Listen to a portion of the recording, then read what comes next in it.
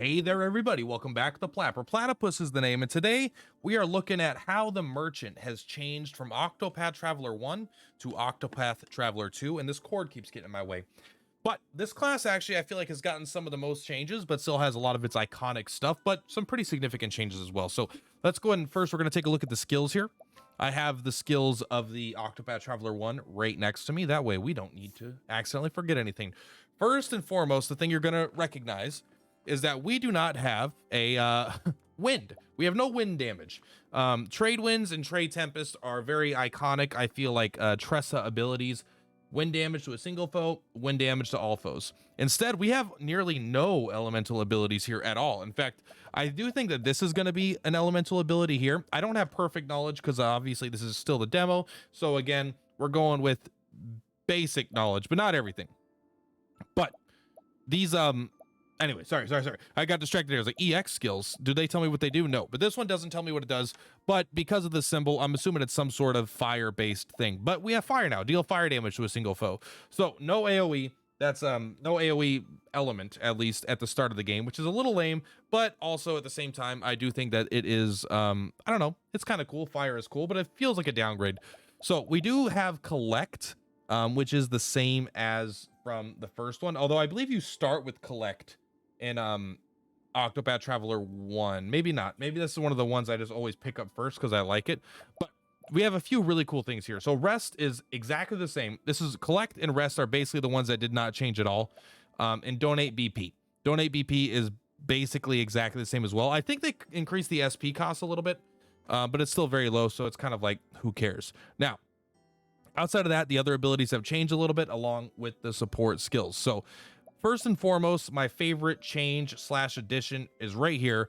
Arrow of Fortune. Unleash a powerful bow attack on a single foe, and you receive JP, which is what you need to level up your classes.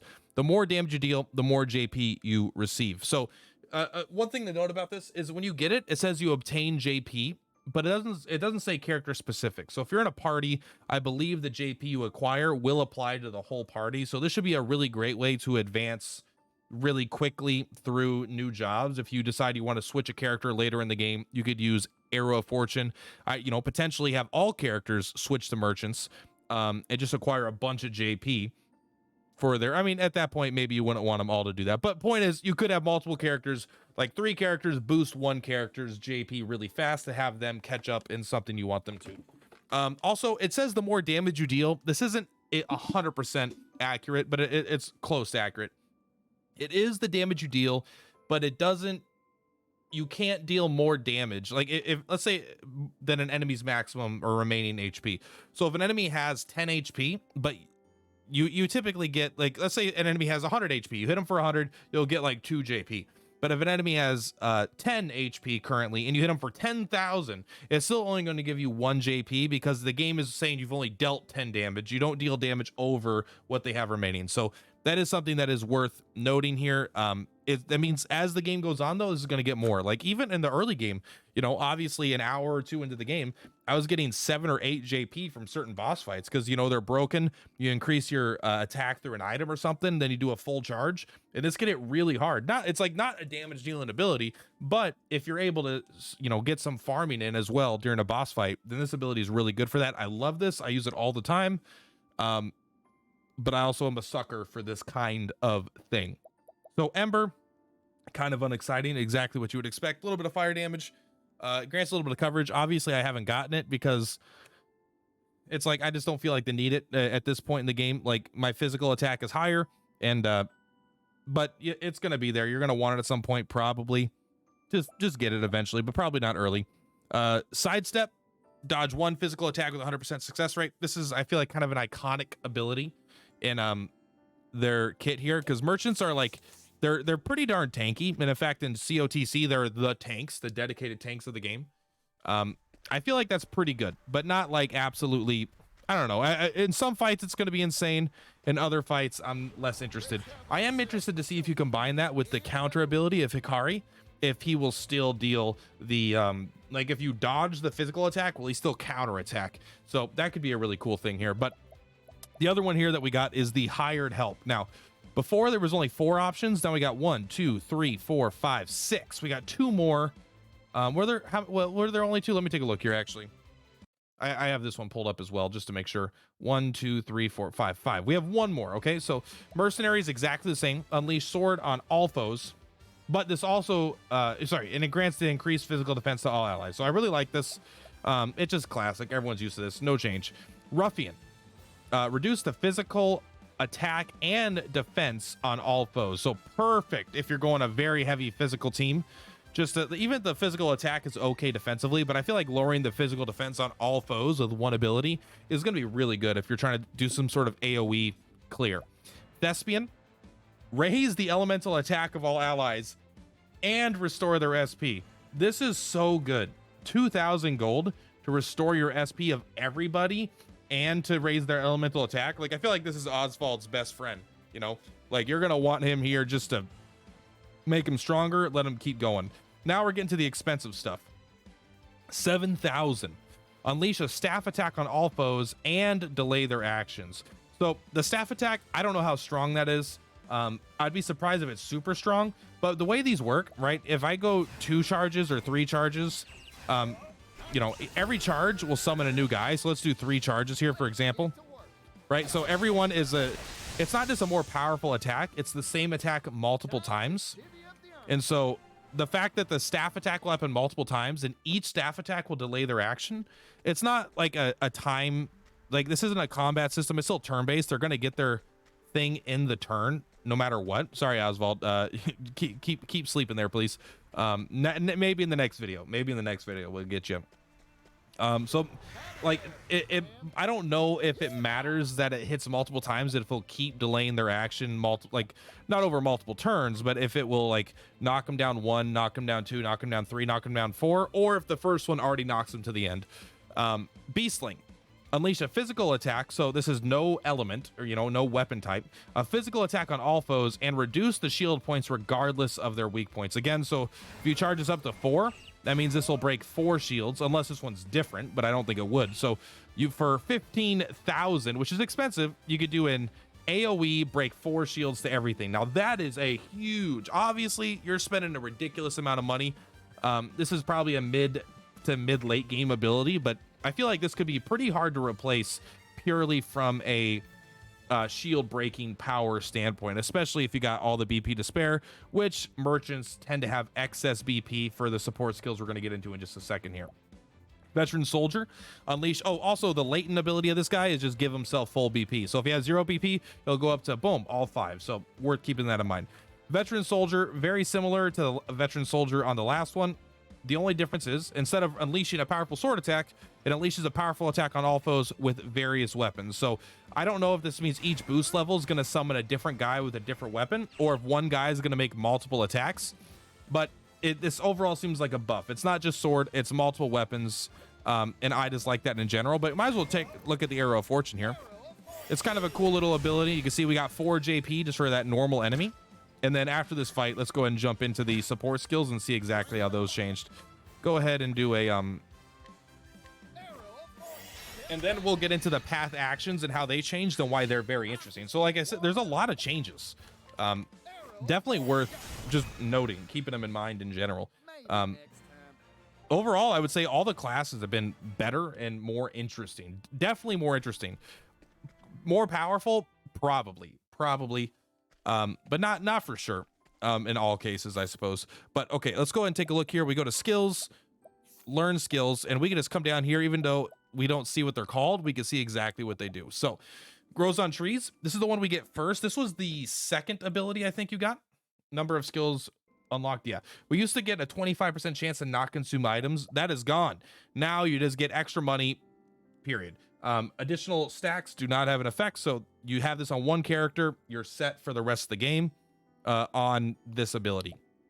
Boost start grants the equipping character 1 BP at the start of battle. So this one used to be grows on trees in number 1. Now you get 1 extra BP at the start of battle. 1 extra BP is good. I might be undervaluing it because I play Champions of the Continent, COTC, and every character at level 90 starts with 3 BP. So this is this feels a little lackluster to me, but it's true. Like an extra, I don't know, like this is a one-time effect at the very beginning of battle. If this was like every 2 turns you gain a BP, that's like broken. But I'm not sure how much I love this, but it's still like a cool ability, I suppose. Hang Tough, this is the exact same one, and it's in the exact same spot. While the equipping character is not near death, all attacks that would be lethal will instead leave me at 1 HP. So wonderful tank, if you can manage to get enemies to target this, but they won't die to anything as long as they're not near death. Obviously, something hits them while they're near death, this will do nothing, but that's why you heal. And then finally, we've got, instead of SP Saver, half SP consumption in Octopath Traveler 1. Now we got full power. Completely fills the equipping character's latent power gauge at the start of battle. So this is actually really, really cool because, I mean, every character has their own latent ability. And this guy means when this guy uses it, he starts every combat with full, with full, what the BP, full BP. Because his latent power is he generates full BP. So this is really, really cool on him, full BP, but also the other characters, right? Like Hikari just starts with an insane amount of damage. Throne starts with a really powerful, she has 2 actions in the first turn, so she could like do a debuff, do another thing. So overall, I think this is just going to be great on every character. But again, it is still just at the start of battle. There is a chance that on longer fights, this might not be as good, but maybe you really need to prep in like the first turn of a fight. Maybe the first enemy comes in, you know, the boss does like an insane thing on turn 1, and you actually need your latent power to help you survive that. So this could be very good in fights that have really difficult intros to it. But overall, I think it's mostly going to be a grinding power, kind of with a lot of these, you know, just having the extra BP or just having BP in general will just help you get into a fight with a bunch of enemies, kill them incredibly quick by using all your powerful shit, and then you're done. You get it, you grind again, you keep going. So I think that's what mostly this is going to be for. Other than that, those are the main changes. And then we have got the slightly different thing here. So you can still purchase from the middle of the day. I don't know if you could haggle in Octopath Traveler 1. I don't remember that. But this one, you just go up, you could buy things that's pretty much the same, but you can also hire people to be your companions. And they have actually got 2 benefits. They've got a combat benefit, and they have an additional passive benefit at all times. So let's go ahead and take a look, like right here. It's got to be at night though. But I don't have enough money for this guy. Will it show me? No. We need 4,000 more gold to hire this person. Listen, I'm broke, all right? Someone help me out here. Someone help me out here. What about you? This guy's very expensive. All right, it doesn't matter. We don't need to be able to hire them to see this here. So we can see here, they have 2 benefits. The very top is the strength, which we're used to, and then the skill. So you summon them in battle. They don't always do this. They will do something in their repertoire, and this will be like their big thing. They'll either attack, use their skill. Sometimes I've had them heal me or something like that, or just like block damage. Like they do a couple different things, but this is what you could usually rely on them to do for 3 to 4 turns, and they go away. But also, just by having one around with you, you have a passive at all times. In this case, you receive 10 to 30% of a discount when using hired help. Now, currently I have this guy with me that gives me, whenever I sell any item, is there a shop here? Yes, right here. Whenever I sell any item, oh, look at, I could have just hired can you hire the kid? It's like, if I sell an item, I get extra money, right? So I'm just going to sell this for the sake of the video. 24 gold, boom. I got an extra 6 because of that. You know, the flour. 240, boom, you get an extra 60. I think he gives you like 25% more gold every time you sell anything. And so now I could have that, and when I'm done with them, I could part ways, or I could even look right here, 25% more from sales. And then you could like go ahead and like, all right, well, I want you instead. Now, okay, well, that's the same thing. But hypothetically, there's also one that's like, all right, 20% off or 15% off when buying items, or a 5% chance of getting 50% off when buying items. So there's lots of cool passives that you get for helping you make money as well. So it's a very, very cool system. I like having a summon with me at all times because it just kind of helps you do extra things in combat, but also it's just another additional way to make extra money, which is very good, especially if you have things like you're trying to use early game, you're trying to cheese it with throwing gil, you know, 2,000 gil at a time at people, or you're just trying to use your really expensive money abilities. But yeah, that's going to be it, guys. That's the main changes between the merchant. Overall, what are my thoughts on it? I think it's incredibly positive. I really like how interesting this character is. They're way more fun than Tressa, in my opinion. However, the lack of an AoE elemental at all is a little rough. I mean, maybe you just have to have Oswald or, you know, have a different character for that stuff, but maybe they seem to have toned down some of the elemental stuff to be more focused on the actual elemental characters, which could be good, could be bad. Hopefully that last ability is something pretty good. But you do have still your single target fire, but it's the AoE that's a bit lacking. But still, you know, there's even more to be discovered with this class, with this character, with the EX skills, things like that, and lots of combinations. But that's how the merchant has changed from Octopath Traveler 1 to Octopath Traveler 2. That is going to be everything today. Much love. Purplatypus is Purplatypus. Please like, comment, subscribe, all that jazz. If you want to see more videos, I'm going to do it regardless if you do it, but it helps financially support me and emotionally support me, which are two things that I would like more of. Thank you. See you guys in the next one. Peace.